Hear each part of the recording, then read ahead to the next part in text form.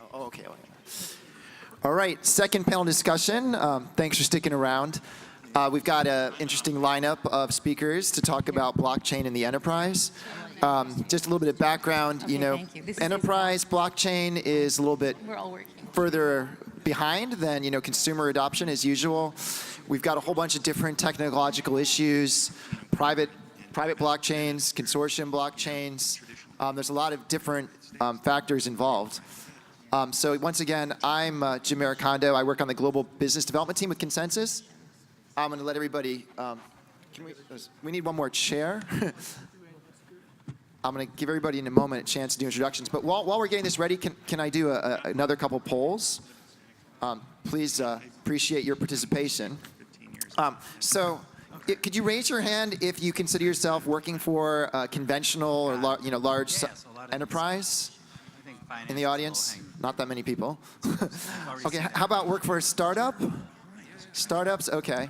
How about government? All right. And how about like investors or entrepreneurs? Okay, a lot of people. Okay, so not so many perhaps doing large enterprise blockchain in the audience, but has anybody been in an organization that has an active like a blockchain, like a large organization that has an active blockchain project now? Just a few. And have you spent is $10,000 on a blockchain project inside your company? Raise your hand. Keep your hands raised. If 100,000.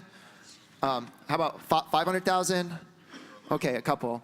And does anybody actually work for a company that has a blockchain system in production, like not in an innovation lab? Okay, at least maybe one person. Yeah, I mean these are some of the problems facing enterprise blockchain adoption. So hopefully we'll get to some of those topics in this panel. But to start off, I'd like to ask the panelists to give a brief introduction and one burning issue regarding blockchain in the enterprise. And one panelist also has a disclaimer to make, so we'll do that now as well. But starting here with Ray. Hi, everyone. Welcome. I'm Ray Valdes. I'm a colleague of Jim's. We just met actually yesterday for the first time. I'm with ConsenSys. And the thing about ConsenSys is we've grown 700% over the last year. So most of the people, if you meet, will have been there only a short time. I was at Gartner for many years prior to that. I looked at many different startup companies over 15 years. And ConsenSys was the one that I picked because we're doing about 50 different projects, each one of which it could potentially transform the world. Thanks. Hey everyone, good morning. My name is Dennis O'Connell. My background is in aerospace mechanical engineering, did some work for NASA. Went ahead and was involved in high frequency trading for a few years and then founded 2 successful companies where I both exited out of. I now find myself in New York consulting for BAML. And I should mention disclaimer that I'm not here representing BAML. Anything I say today is purely my own personal opinion, and nothing should be construed the otherwise. I'm also currently consulting for Ascension Protocol, who is a large player in the fintech space in blockchain in Midtown, and happy to be here. Hello, my name is Armin Ebrahimi. I'm the founder and CEO of ShoCard. We build digital identity. We started the company in 2015, and we're one of the 2015 made us one of the early players in the blockchain space. But we actually use the blockchain for applications. Our product is really an enterprise product. Consumers at the end of the day end up using what we produce, but we don't go to consumers directly. In most cases, it's always working with some enterprise. I know we're going to talk a lot about it, but just talking about enterprise, one of the things that we faced is no different than what any startup in any industry faces, which is you build your stuff, you have to go in, make a case for what you have, and work through a lot of no's until you actually get those yeses and get things working. And for us, one of the most important things working with enterprise was having more actual demos and use cases that you could actually show versus slides that would talk about what you could potentially build. Thank you. Hello, my name is Bradley Hook. I am the Chief Operations Officer of Nuhanse Network, and we primarily build Solidity-based smart contract systems for micro-governments and special economic zones, and also apply that to industries as well. Hello, my name is Indu. I work for Intuit. I lead all of Intuit's blockchain efforts. For those of you who plan to do your taxes with TurboTax in the next 30 days or so, thank you for your business. That's one of the products we sell. In addition to that, we do boots for small businesses. So about 30% of the nation's GDP flows through our small business boots. We see blockchain as being pretty transformational to the businesses that we're in. All right, thank you. Maybe we could start by talking about the current state of blockchain in the enterprise. Maybe, what do you guys think is the maturity of the technology and the level of business understanding currently within organizations? Anybody? Yeah, I just got to go to another meeting, but yeah, we can. I'll take that one first because I find myself very much on the cusp of it, almost where the water meets the sand every day. For me, one of the big things having to fight the few religious battles in New York and especially in enterprise with global banks is that there's different players in blockchain who are ready to engage enterprise sooner. And some of you guys might know them as, Hyperledger and Fabric and even R3 Corda. Those are far more appealing to the banks and to major investment banks, excuse me, than, let's say, adopting dApps or adopting public blockchains like Ethereum or EOS or NEO. The reason for that is control. And so right now, the big thing that all decision makers, whether they're in compliance, legal, architecture, tech, or line of business, is considering how many blockchains might we have to support, what can we decommission and replace, or does this give us a competitive advantage over our other competitors or even help enhance our relationships with our clients. And so what you're seeing is distributed ledger technology, especially R3 and Hyperledger, really taking the beachhead in enterprise for the sole reason that these enterprises like to have full control over the entire architecture. But as far as the other ones go, and especially Ethereum, there's definitely interest in there, although there's a lot of uncomfortable conversations that might have to be had in terms of owning data or owning infrastructure or having compliance issues with that. And so what's emerging is two different maturity cycles between DLT and blockchain, which is something that I emphasize all the time. So. Yeah, so just to follow on that, it's, my panelists mentioned the keyword control. So I've looked over the last 4 years in covering blockchain. I've talked to many, many Global 1,000 companies and organizations. They're all interested in blockchain. But there's a fundamental misunderstanding and misalignment.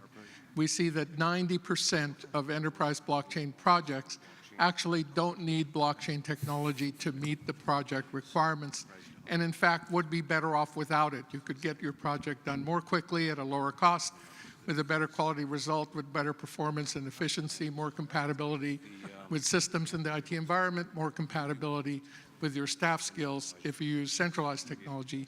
And the reason is that enterprises, even though they think they're doing blockchain, they're actually doing centralized applications in decentralized clothing.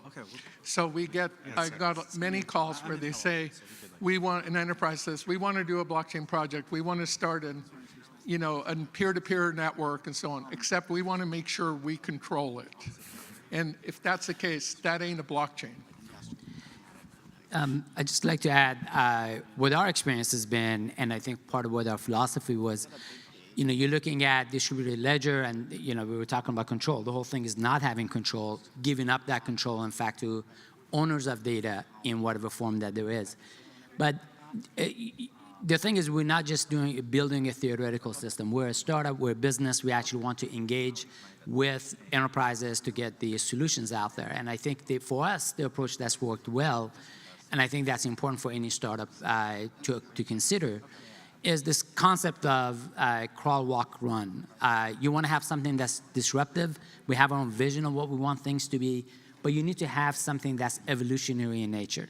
You cannot, like what you were saying, a DLT that's on a private blockchain is ultimately a central database, and the infrastructure is perhaps different, but it does introduce a lot of the enterprise clients to go into the distributed ledger technology, to start using the other advantages that it has. And over time, what we see is that adoption happening. There are private blockchains that could actually become public.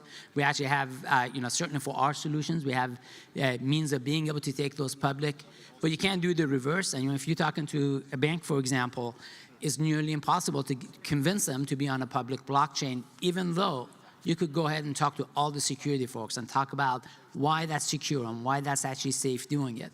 But I think it comes back into crawl, walk, run. Yeah, so maybe to share a couple of different perspectives. First of all, just to frame this a little bit, I would say the hype around blockchain and sort of this whole space is probably akin to the hype around the internet in mid to late 90s. But the reality is probably closer to the late 80s, early 90s.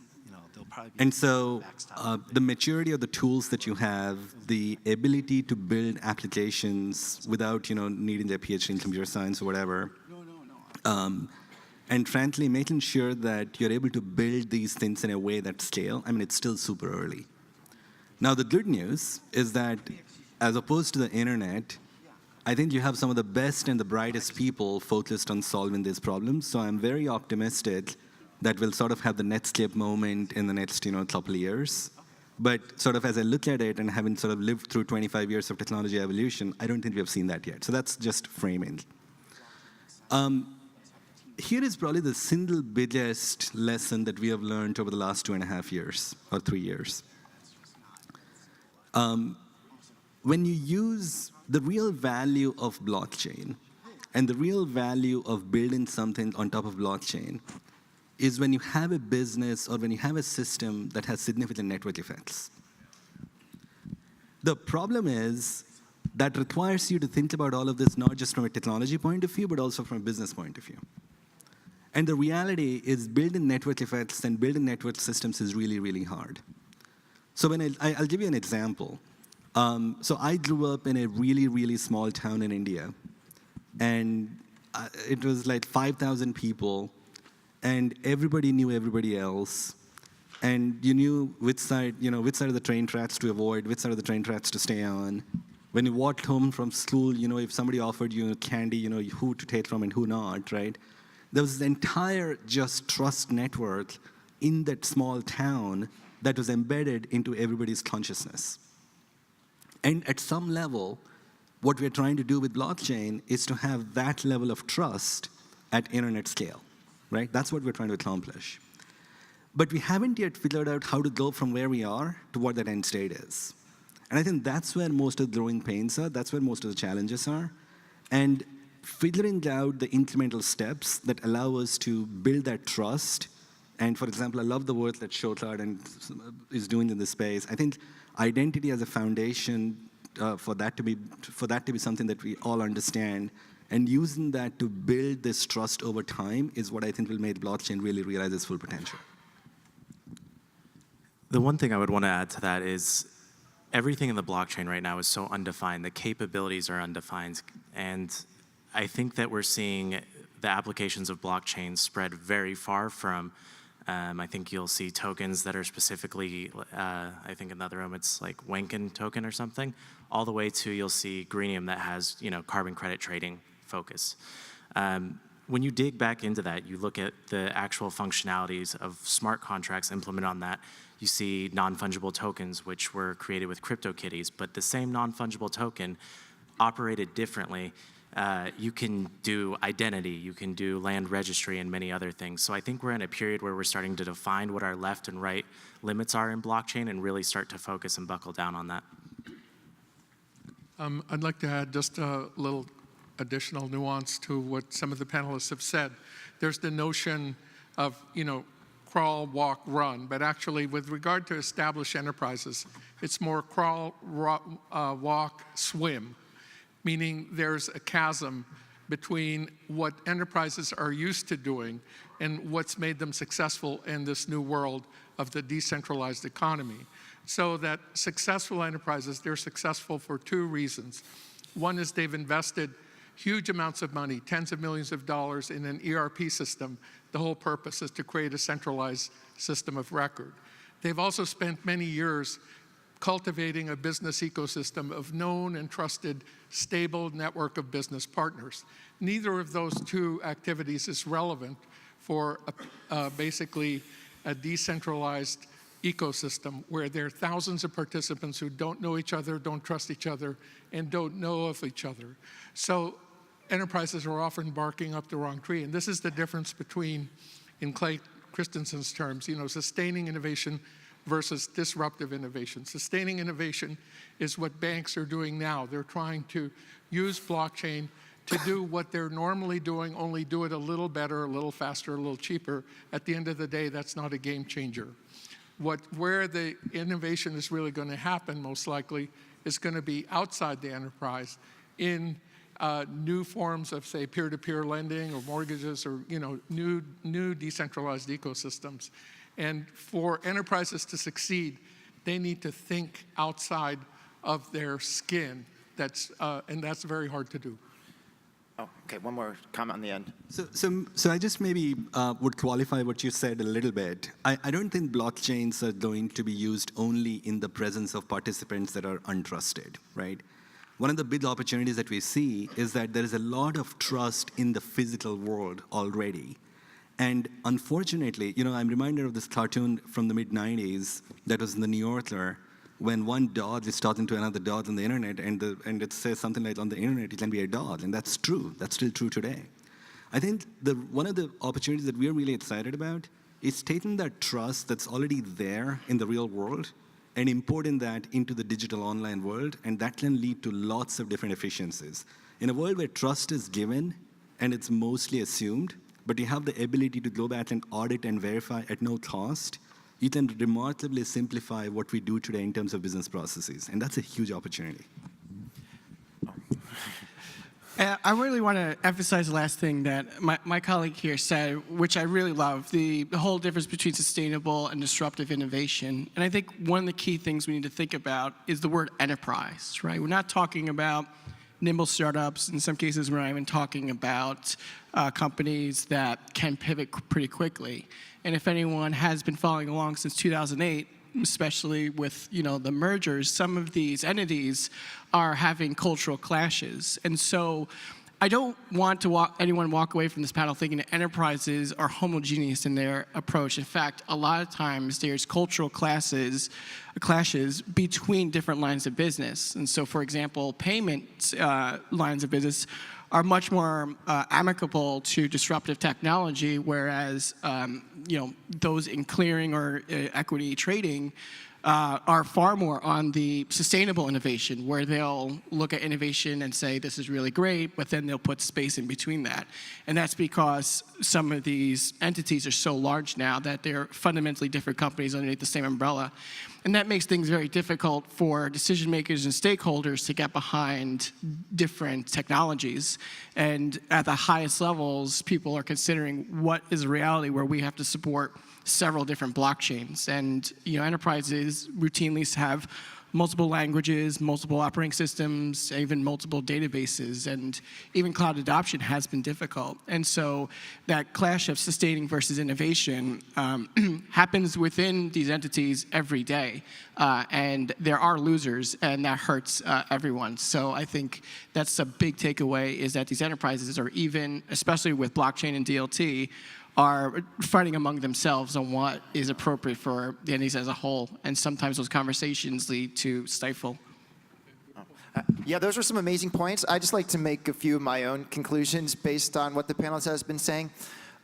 First of all, although a lot of enterprise use cases get stuck on fintech, let's remind ourselves, there's more than just, fintech is kind of one of the first big blockchain use cases, but it's, not necessarily the only or the best one. Fintech often involves a lot of closed relationships. Other businesses dominated by closed networks. Yeah, maybe they can use a private or consortium blockchain, but as some of the panelists alluded to, that's not really the best use for a blockchain. The blockchain is, by definition, creates this open network of participants, and that's a better use case. And so, a lot of times, intermediaries, right? They, our world is, we're talking about trust, like we haven't had trust, so we have to use a third party to be a marketplace or match up a buyer and a seller of a. Those intermediaries, maybe they're not going to be the best blockchain use case either because they're no longer needed, or their role will shrink. And so it's tricky, but these closed networks maybe are not good, are not as strong a blockchain use case. And so in my opinion, we really boil down to 3 categories for enterprise blockchain use. It's really either increasing efficiency, that's the lowering the cost of business. That often is, to an existing business, clearly. Number 2 is really the new business models. Maybe we're going to be a peer-to-peer marketplace or a data marketplace, or creating some new business opportunity. The third boils down to really regulatory compliance due to the immutable ledger aspect of the blockchain. It's pretty good for that. And so, that's kind of the spectrum, and I think we've touched upon many of those in the talks. So. I don't know if there's any really quick one last comment that someone wants to make. We can do that. Otherwise, we can take maybe one question from the audience. All right. Burning, okay.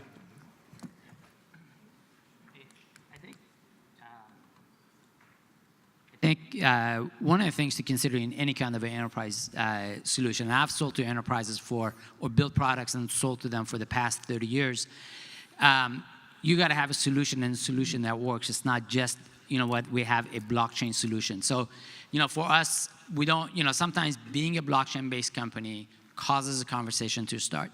But we focus on our solution, and some of those goes to the points that you mentioned, being able to reduce friction, making it easier for users. And at the end of the day, if you think about what distributed ledger provides, in most cases, not all cases, but in most cases, the ability to have individuals participate with more control. So you got to have something that users can ultimately adopt. So usability and simplicity is a big part of it. Security is a big part of it. Those are things that you normally talk about with enterprises. And you still have to go in and have a solution in place rather than just going in and saying, enterprise, I'm a blockchain-based solution, consider me. And that will probably help speed up adoption. And that's part of what I referred to earlier, too, in terms of, crawl, walk, maybe swim, but still being able to go in with solutions and what your product actually provides. Okay. No. He's going to respond first to that. No, why don't you go ahead? I just have one other. Okay. So a wise man said, for many technologies, we typically overestimate the impact in the short term and underestimate the impact in the long term. I absolutely think that's going to be true for blockchain. I think the other big piece of evolution that needs to happen in the blockchain space is, to an extent, the blockchain space doesn't really tie itself to the rest of the sort of technology universe as well as it should. And I think that's a problem we need to solve. Yeah, I wanted to follow up on that. I totally agree about the long-term versus short-term. Long-term, there's huge potential. That's why I registered the domain name 4 years ago, Programmable Economy, because I saw the vision. However, in the short term, we're what we could be in the enterprise sector. We could be in a POC bubble. And I've been talking about this for a year and a half. Basically, I've looked at hundreds of POCs in the enterprise.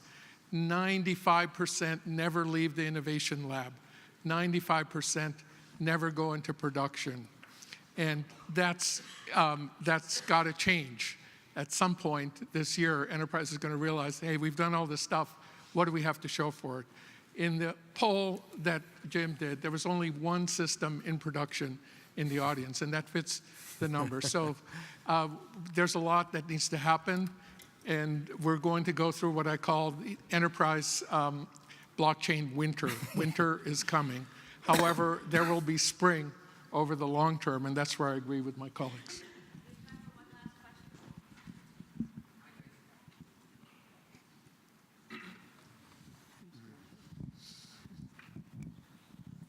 Hi, so a big problem we see in enterprises is that a lot of data is actually in disparate data sources. And the element of trust is actually not around the participants, but on the quality of data itself. So data is actually liability, not an asset, a lot of enterprises today. So knowing these two big challenges at enterprises, and I'm talking outside finance, I'm talking about sectors like energy, healthcare, how you guys reckon you could apply blockchain to solve these two fundamental challenges, if at all? Thank you. Before we do, we're about to enter the ICO pitches. Everyone who's doing your 4-minute pitch, please come and sit in the 2 front rows here so we can go quickly through each pitch without having to wait for you to come to the front of the room. Okay, Jim, go ahead. Zahaba, can you just rephrase the question? It's really hard to hear on the stage. Just speak it really loudly. So I deal with enterprises, primarily energy and healthcare, right? And the biggest challenge we're seeing is that lot of the data at these enterprises is A, in disparate data sources, so it's actually not even centralized. And B, the problem is not trust, like I think Indy was mentioning around participants.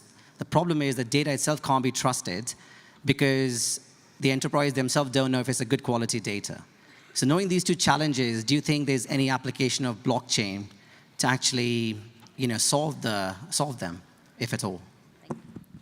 We have time for one response from someone. I'll take a stab. So the question was about data, and that's actually, there's a lot of data in the enterprise. Having it immutable adds a little value, but the problem is that data, the original data, is not trusted. There are things called oracles that are part of the blockchain ecosystem that are basically aggregate feeds of data that have different kind of reputation and trust mechanisms to create trusted sources of data that will work in conjunction with decentralized applications. Great. Let's give a round of applause. Thank you to our panelists. Don't go away.